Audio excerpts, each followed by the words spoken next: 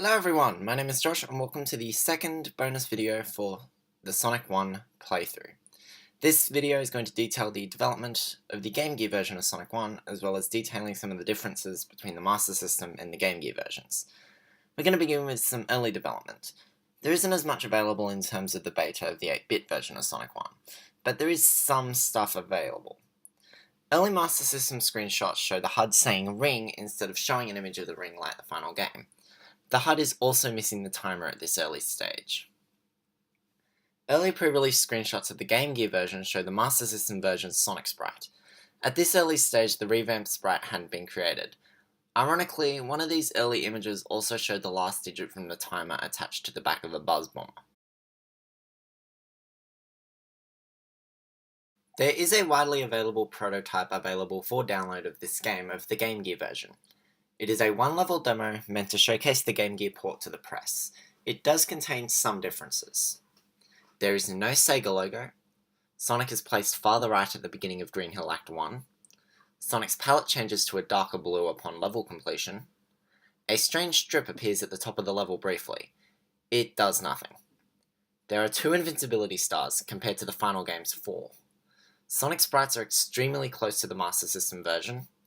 The layout of Act 1 is slightly different.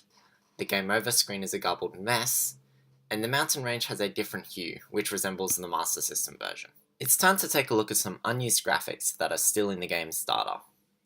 The first of which is a Green Hill Totem Pole sprite. This is used in the Master System version, but not the Game Gear version.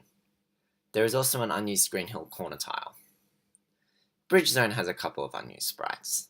The first of which is a spring in front of a checkerboard. This is most likely a spring in front of a higher mountain. There is also a pole in front of sky tiles. The bridges never reach sky level in this zone.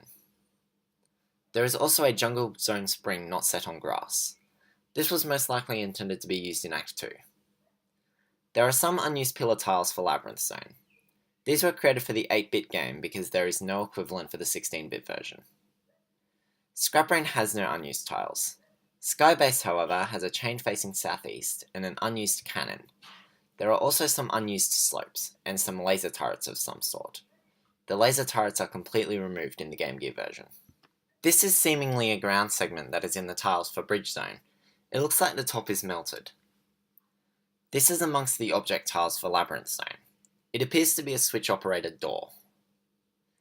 Found in Green Hill's tile set, these unused animations for Neutron.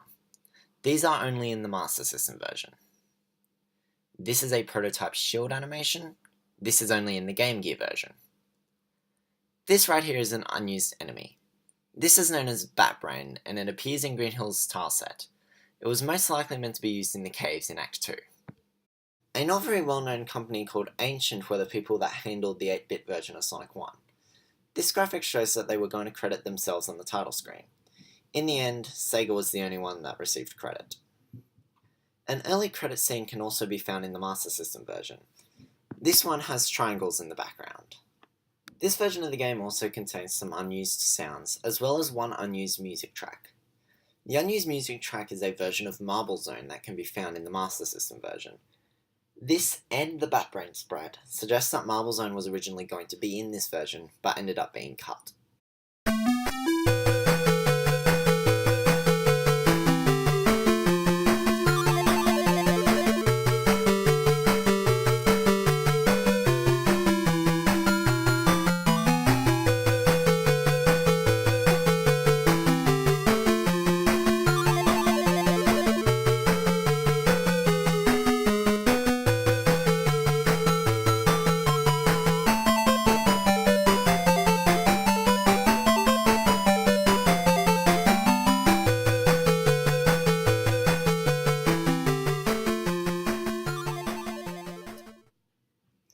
This is a sound that echoes twice. It is unknown what it was, although it could have been used for entering a bonus stage. This is a bubbling sound. It may have been used in Marble Zone before it was scrapped.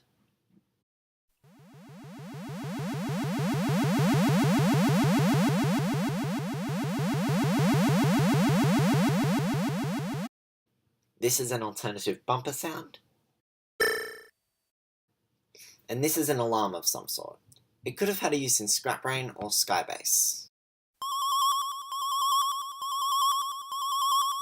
The 8-bit Sonic 1 was originally released on the Master System before being re-released on the Game Gear. As such, the two versions contained various differences.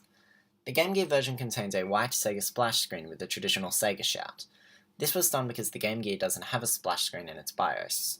The smog clouds on the island map were redrawn, and Sonic sprites, along with the invincibility stars and the shields, were redrawn because of the smaller screen size. Warning signs were added to Green Hill in the Game Gear game. Various other background elements were also altered, such as the color of the mountains and the flowers. The special stages have different layouts and have 2-minute time limits instead of 1. The Green Hill Zone boss is an absolute joke because of the smaller screen. He flies lower, allowing Sonic to attack from ground level. The Bridge Zone boss in the Game Gear version is harder, taking place on a bridge rather than an island. Fruit can be seen in the background of Jungle Zone. Jungle Zone Act 2 is harder on the Master System version. The screen locks as Sonic travels up the stage, with the bottom acting as a bottomless pit. Jungle Zone's boss is on a steeper arena in the Game Gear version, making the bomb slightly harder to avoid. Labyrinth Zone has a completely different layout between the two versions. In the Master System version, the Chaos Emerald is sitting in the middle of a bed of spikes, requiring an invincibility mana and an obstacle course, compared to the Game Gear version where it's sitting, out in the open. The final boss has a second phase in the Master System version, and uses an electric wall instead of flamethrowers. The credits text was also updated to reflect the hardware. And that was the beta and development of Sonic 1 for Game Gear. While there isn't as much as the 16-bit game, it's still an interesting little tidbit of this game's life. Anyway, that ends the Sonic 1 playthrough. Next is, of course, Sonic the Hedgehog 2. Until next time, bye-bye!